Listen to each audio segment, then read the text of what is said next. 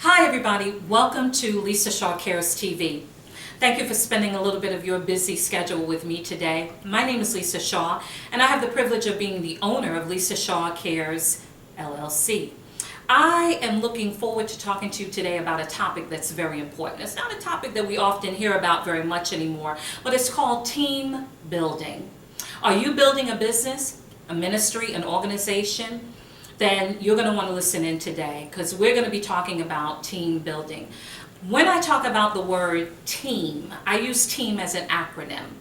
Together, engaged, achieving the mission. Together, engaged, achieving the mission.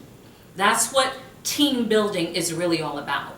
Now, again, this is really aimed at people who are building their ministry or their business or their organization, but team building is not just in that category. It's also if you're building your family, building a relationship, anything where it's more than one person. And how many of y'all know that, as the saying goes, no man is an island. We're all in this thing together. So I want to give you a couple of maybe 5 P's that I want you to focus on.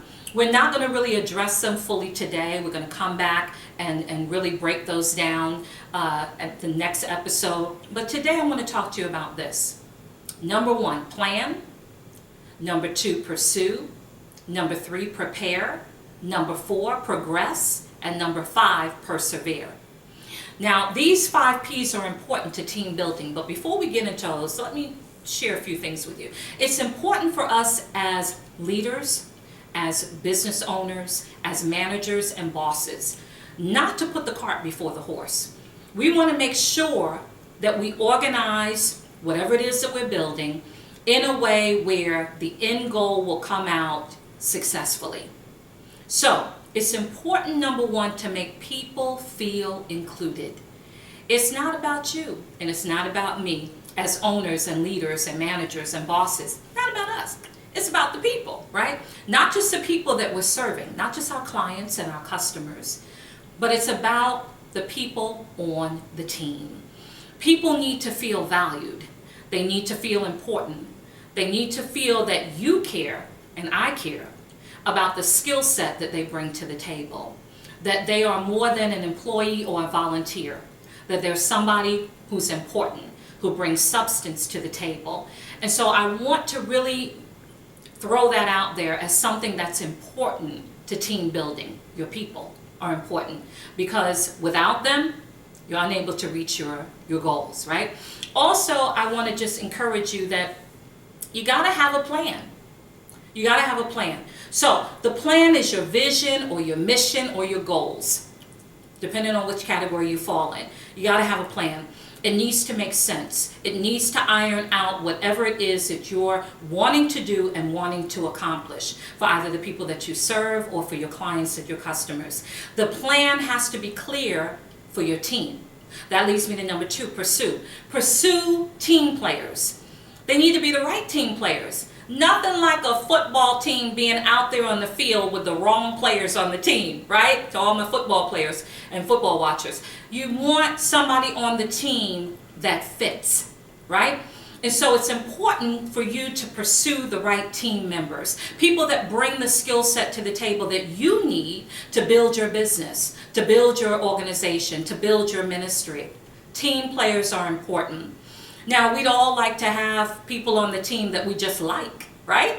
But it's important to have people on the team that bring substance, that bring education, that bring skill set, that bring a heart for what you're doing, right? So it's important to have team players. Now, we're not going to really get into all of it today because I don't have an opportunity to do that. But we are going to have a part 2 of this series where we really get in there and break out everything. But number 3, prepare.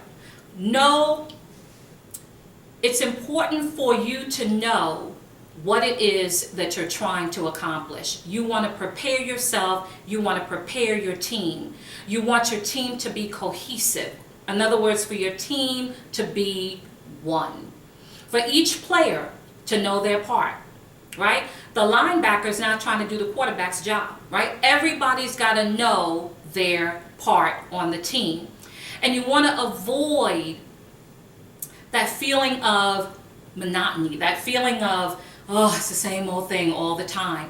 The players need to be pumped up. That's why it's important for you to be a good coach for the team, because a team is only as good as its coach. If you're a leader, a manager, a boss, business owner, you want to be good in that role, because your team is only going to be as good as you are. John Maxwell always says that, leadership is influence. Who are you influencing? How are you influencing the players on your team? And then finally, number 5 is persevere. Once you've done the planning and the pursuing and the preparing and you're now progressing forward and you're doing everything that it is that you want to do, you got to be able to persevere, because challenges are going to come up. Your team members need to be pumped up. Your goals need to be regularly identified and gone over. There needs to be new skill set brought in. You got to be willing to let go of what's not working and implement something new that will work. It's important in team building. Why? Because when you get to December, you want to be able to say, scored, we had a great year. I'd love to coach you. I'd love to coach you as a manager, as a leader, as a boss, as a business owner, or perhaps coach your team. Perhaps help you to understand how to bring your team together, how to operate in those 5P's so that you can be successful at the end of the year. Maybe I can come in and do a lunch and learn where we can get together, you and the team, and we can go through some of the fundamental things that are important to the success of your ministry, your business, your organization, your team. Remember, together, engaged, achieving the mission. That's important. I also want to share with you something that's coming up in February, and that is a webinar that I'm going to be doing. It's titled, She Believed She Could, and So She Did. It's going to be a free webinar, and I'd love for you to come on over to LisaShawCares.com to my homepage, sign up for my newsletter, because all of the details for the television programs, the webinars, the teleclasses, and everything else that I'll be doing is going to go out in those newsletters. I don't want you to miss anything.